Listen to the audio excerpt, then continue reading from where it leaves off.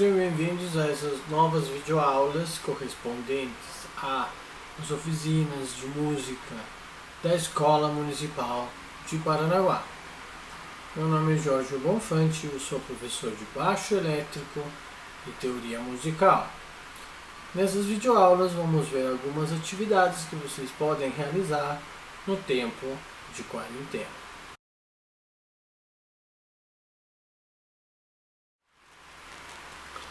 Nessa videoaula vamos falar a respeito mais intensamente sobre as variações entre uma nota e outra, as distâncias que uma nota tem de outra, né?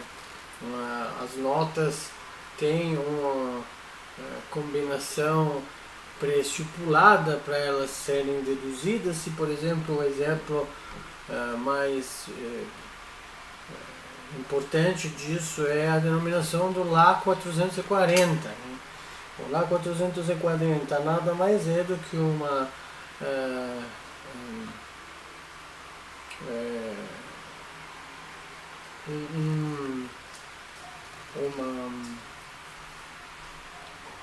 concessão que foi feita para poder determinar o resto das notas e todas as notas elas terem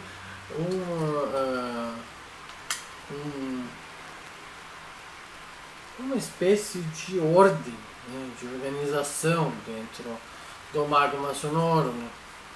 E em base a esse cálculo a gente consegue determinar todo o resto das notas, né? Se a gente começa falando a respeito desse Lá 440, consegue ver que consegue deduzir que o Lá 2 ele se encontra na frequência 220, o Lá 1 na frequência 110. Isso cria uma proporção entre as oitavas e uma contínua proporção entre todas as notas, né? Essa proporção vai se manter em todas as oitavas. Então, na próxima oitava, qualquer nota vai ter a frequência duplicada, né? Ou, se for na oitava abaixo, vai ter essa frequência cortada à metade, né? Lá 440, Lá 3, 440, Lá 2, 220, Lá 1, 110, né, Hz. E considerando já só essa primeira oitava, temos a distância entre 220 Hz e 440 Hz, que passa por 12, digamos assim, degraus, né? Os 12 degraus são os 12 semitons que separam uma oitava. Por consequência, nesses 12 semitons vão se criar notas. Então, Lá, Si, Dó, Ré, Mi, Fá, Sol, né? Com os respectivos acidentes de cada nota. Os intervalos nos servem para mostrar essa diferença, essa distância em um jeito regular, como se fosse a mesma fórmula que cria essas notas, mas sem necessidade de chamá-la pela distância. Não falar, essa daqui dista da outra 30 Hz. Como é que a gente tem a possibilidade de falar em Hertz numa distância e não de colocar um nome para essa distância? Bom, o que se fez foi colocar esse nome para essa distância e chamou-se de intervalos, tá? Os intervalos são muito importantes porque eles não só servem para mostrar a diferença entre uma nota e a outra, eles servem também para a criação de acordes e também para a interação entre duas vozes. Então, os intervalos vão ser uma ferramenta que você tem para ou conhecer melhor os acordes, ou fazer uma análise sobre alguma peça e como ela se comporta confronto a outra nota ou a outra voz da mesma peça. Então, quando a gente fala de intervalos, a gente fala de um conteúdo muito explícito e muito importante, tá? Quase tão importante como ler música. Lembrando que essa semana vamos fazer só uma videoaula falando a respeito da leitura, tá? As outras videoaulas vão ser mais teóricas mesmo, propriamente tal. Então, como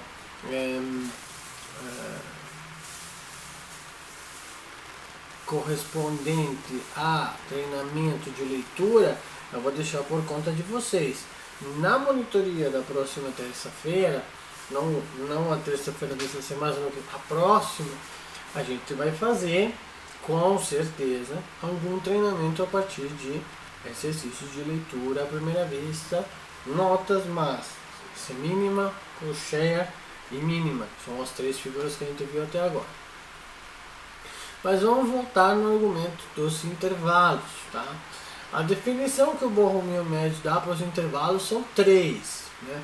É a diferença de altura entre dois sons, que é o que a gente falou, né? Se eu tenho um Lá 220 e um Lá 340, aqui eu tenho uma distância de 1/8, né? A diferença de altura. Essa aqui é alta 1 e essa aqui é alta 2. Né? A relação existente entre duas alturas, ou seja, não importa se essa nota aqui, o Lá, pode ser um Ré. Eu vou para o outro Ré, é uma oitava também. Então é uma proporção entre qualquer de duas notas. A proporção que existe entre a distância de uma a outra. E o espaço que separa um som de outro. Então, o espaço é uma coisa um pouco mais abstrata, porque na verdade você não tem um espaço, a distância de uma nota a outra. O que eu acredito que ele se refere é a distância que tem para o nosso ouvido uma nota com respeito a outra, né? É o espaço que separa um som do outro. Então, aí eu acho que ele tenta interpretar essa distância, né? Você vai de Dó a Dó sustenido, tem um semitom de distância entre uma e a outra. A quantidade de frequências que tem de distância entre uma e a outra. Os intervalos podem ser interpretados de duas formas. Eles podem ser ou melódico, que quer dizer que é uma sequência, né? Então uma nota está aqui e a outra avança no tempo e se encontra numa altura diferente. Então é uma voz que vai mudar de nota, certo? Então é consecutivo, um jeito de pensar o intervalo horizontalmente. Agora tem o intervalo harmônico também, que é notas verticalmente colocadas e elas são simultâneas. Isso é o que ele quer dizer. Ou seja, eu criou uma harmonia, começou a falar sobre harmonia. Notas juntas que soam bem em confronto a outra nota, ou que se potenciam entre uma nota e a outra. Eles são os intervalos melódicos, ou seja, pensado horizontal, uma depois da outra, e o intervalo harmônico, que se pensa verticalmente, ou seja, as duas notas soando ao mesmo tempo diferentes. Tá? Esses intervalos podem ser ascendentes ou podem ser descendentes. Ascendentes quer dizer que vai em aumento de frequência, ou seja, uma frequência mais aguda, e descendente que desce de frequência, uma frequência mais grave. Né?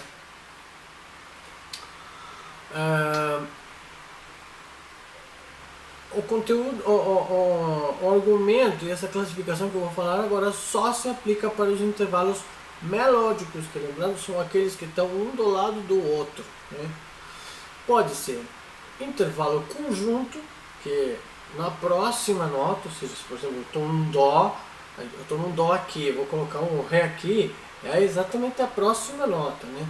E intervalos disjuntos, que são notas separadas, ou seja, aqui eu tenho um Dó, não vou para o Ré, vou para o Mi, já tem uma nota no meio, certo? Então ele teve que pular. O intervalo disjunto a gente chama de pulo também de nota, né? Eu chamo bastante de pulo de nota, então você pode entender ele dessa forma também. Existem dentro dos intervalos de qualquer tipo,